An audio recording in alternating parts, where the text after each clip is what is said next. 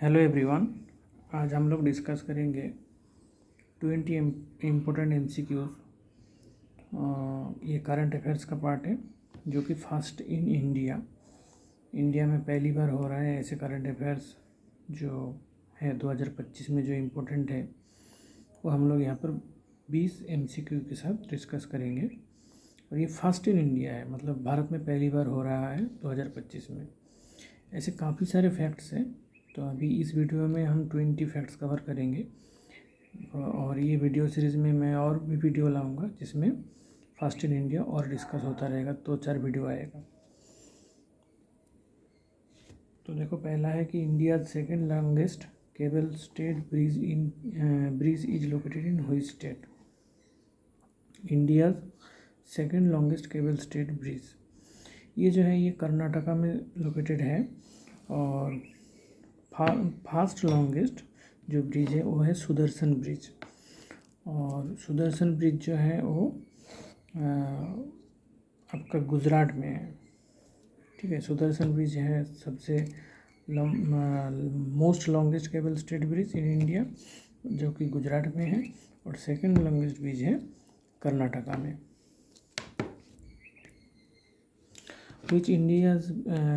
which is India's longest cable stayed bridge, as I already said, Sudarshan सेतु, जो कि गुजरात में है। और इसमें लास्ट में देखो सिद्धागुर ब्रिज है ना, टी ऑप्शन में है ना सिद्धागुर ब्रिज।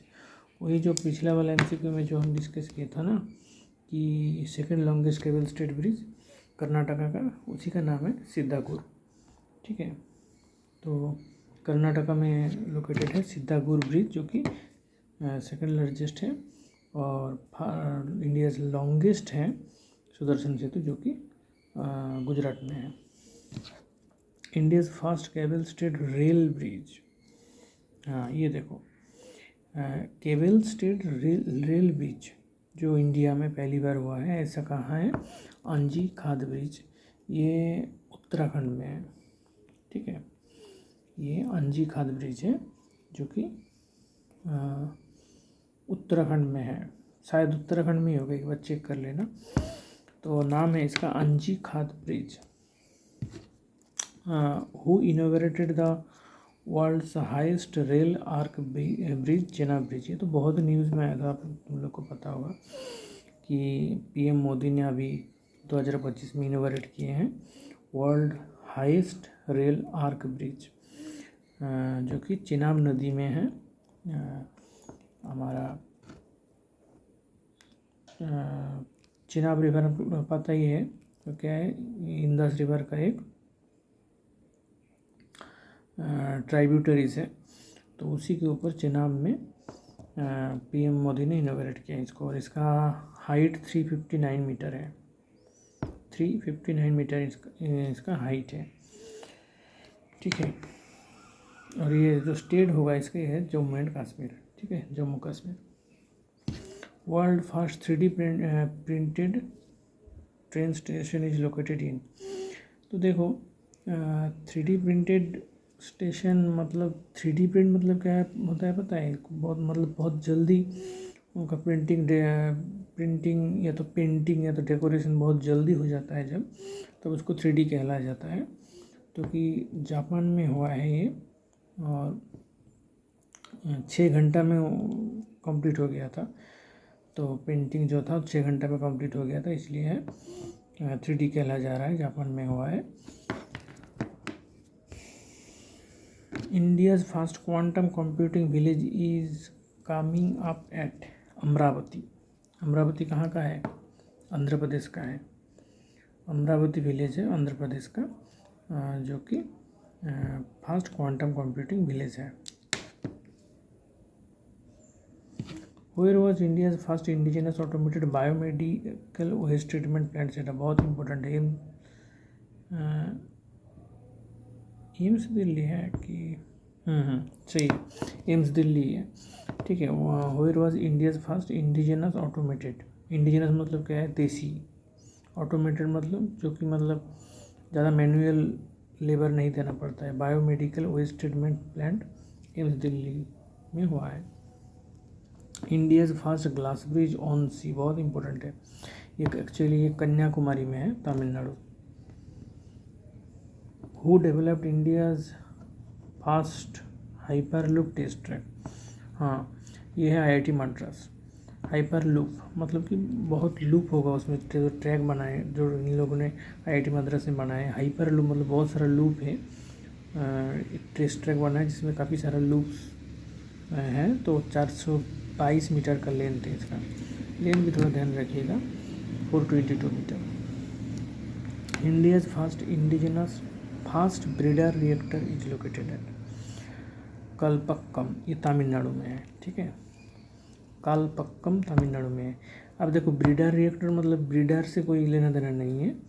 ब्रीडर रिएक्टर मतलब कि एक रिएक्टर का एक टाइप है, ठीक है, जो कि न्यूक्लियर रिएक्टर होता है ना, यूरेनियम वगैरह यूज़ किया जाता है, उसका एक टाइप है ब्रीडर रिएक्टर। ब्रीडिंग से कोई लेना देना नहीं है। तो ये तमिलनाडु का कलपक्कम में है, जो कि इंडिया का पहला है।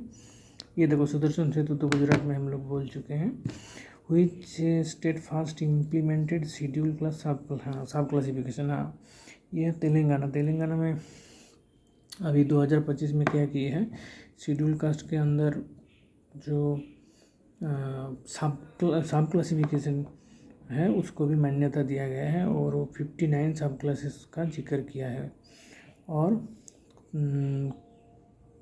तेलंगाना में 15% रिजर्वेशन है एससी लोग के लिए।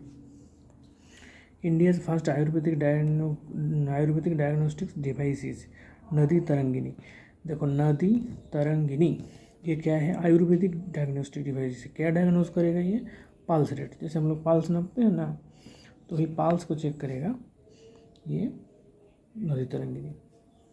India's first electric air taxi is named, पहले तो देखो इलेक्ट्रिक एयर टैक्सी का मतलब क्या होता है, मतलब क्या है, अच्छा जो बड़े बड़े शहरों में है ना, वहाँ पर क्या हो रहा है, मतलब शहर में ही एक जगह से दूसरी जगह जाने के लिए इलेक्ट्रिक टेक ऑफ के माध्यम से इलेक्ट्रिक टेक ऑफ और लैंडिंग ये प्रोसेस का यूज़ कर रहे हैं ये लोग। और उसके हिसाब से क्या होगा, मतलब एक जगह से दूसरा जगह जाएगा एयर के थ्रू, तो उसमें क्या होगा, टाइम बच जाएगा, शहर का भीड़ भड़का झेलना नहीं पड़ेगा। और उसमें इलेक्ट्रिक का यूज़ करके टेक ऑफ होगा, लैंडिंग होगा, तो इसलिए इसको ई टोल भी कहते हैं। Small E, capital T, capital O, capital L. Small E मतलब इलेक्ट्रिक, कैपिटल टी मतलब टेक, कैपिटल ओ मतलब ओ मतलब off, L for landing, E TOL electric take off and landing. तो ये इलेक्ट्रिक एयर टैक्सी का शुरुआत India में हुआ है, जो कि सरला जो कंपनी है जो ये बनाया है, सरला SARL सरला समथिंग एरोस्पेस ऐसा कुछ नाम है, जो भी हो थोड़ा देख लेना, कंपनी का नाम सरला है, और उसका जो एयर टैक्सी का नाम है शून्य में जा रहा है, एयर में जा रहा है इसलिए शून्य, ठीक है। India's first biobitumen national highway was innovated in, तो ये है महाराष्ट्र। बायोबिटुमेन मतलब क्या, बिटुमेन क्या है, पहली बात बिटुमेन काफ़ी टाइम से यूज़ हो रहा था रोड बनाने के लिए, और बायोबिटुमेन को आप एस्फर भी कह सकते हो, जो कि मतलब रोड बनाने के लिए ऐसे क्या बोलते हैं उसको, मतलब गाम की तरह जो होता है ना, जो पिच को जो पकड़ के रखता है, तो उसी जो मतलब एधेरिंग मटेरियल है जो कि पकड़ के रखता है, गाम की तरह काम करता है, तो उसके लिए बिटुमेन यूज़ किया जाता था रोड बनाने के लिए। अब क्या हो रहा है, वो उसमें काफ़ी कार्बन फुटप्रिंट है ना उसमें, तो इन्वायरमेंट के लिए हानिकारक है उसका प्रोडक्शन करना। तो अब क्या हो रहा है, लोग वेजिटेबल ऑयल वगैरह यूज़ करके जो नेचुरल चीज़ है, और ये कह सकते हो जो वेस्ट वगैरह है, इन सब को वेजिटेबल ऑयल वगैरह यूज़ करके बायोबिटुमेन बनाया है, जो कि इन्वायरमेंट फ्रेंडली है, इन्वायरमेंट के लिए उतना हानिकारक नहीं है।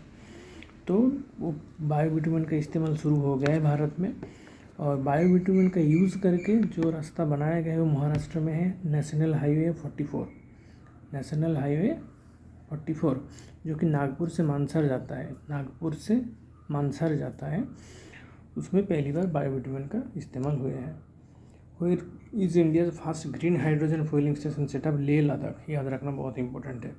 ग्रीन हाइड्रोजन फ्यूलिंग स्टेशन, जैसे नॉर्मल पेट्रोल पंप आता है ऐसे ही green hydrogen fueling station Leh Ladakh में हुआ है। और world's longest expressway tunnel Tianshan Shengli is in which country, China. ठीक है, ये लगभग 22 किलोमीटर इसका लेंथ है, 22 किलोमीटर। तो लॉन्गेस्ट एक्सप्रेसवे टनल है तियानसान सिंगली, ये चाइना में है। Which country impose world's first carbon tax on gaseous cattle, Denmark. मतलब गैसियस कैटल में हम लोग को पता होगा कैटल जहाँ पर रियर किया जाता है कैटल का, तो वहाँ से क्या होता है काफ़ी सारा मीथेन गैस निकलते हैं, तो एनवायरनमेंट के लिए अच्छा नहीं है।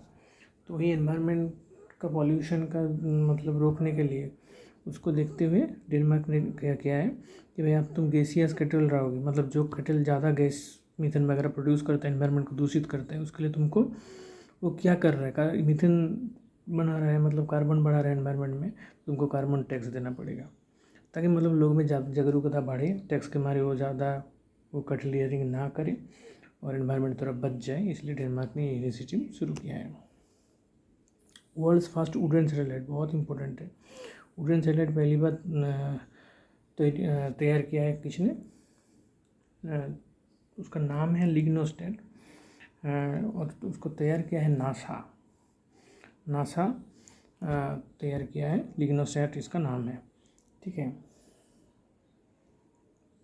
India's first integrated agricultural expo facility is at Jawaharlal Nehru port, Mumbai. तो ये एग्रीकल्चर सेक्टर का बहुत इंपॉर्टेंट है कि इंटीग्रेटेड एग्रीकल्चर एक्सपोर्ट कहाँ से होगा, पहली बार भारत में जवाहरलाल नेहरू जो है पोर्ट है मुंबई में। सो ये था काफ़ी इम्पोर्टेंट MCQs जो कि पहली बार भारत में हो रहा है। तो ये अपकमिंग गवर्नमेंट एग्ज़ाम में या कुछ भी एग्ज़ाम हो जहाँ पर करंट अफेयर्स आता है वहाँ पर काम आएगा, तो इसलिए हम ये वीडियो बना दिया। इसमें सारा कवर नहीं हुआ है, काफ़ी इम्पोर्टेंट चीज़ कवर हुआ है लेकिन और भी है, तो मैं फिर वीडियो लाऊंगा जिसमें बाकी चीज़ों को कवर करूंगा। तो इसलिए स्टे ट्यून्ड, चैनल को सब्सक्राइब करें, और इस वीडियो अच्छा लगा हो तो लाइक कमेंट शेयर ज़रूर करें। और जीके रिलेटेड वीडियोस देखना है तो करंट अफेयर्स रिलेटेड तो चैनल ज़रूर विजिट कीजिएगा।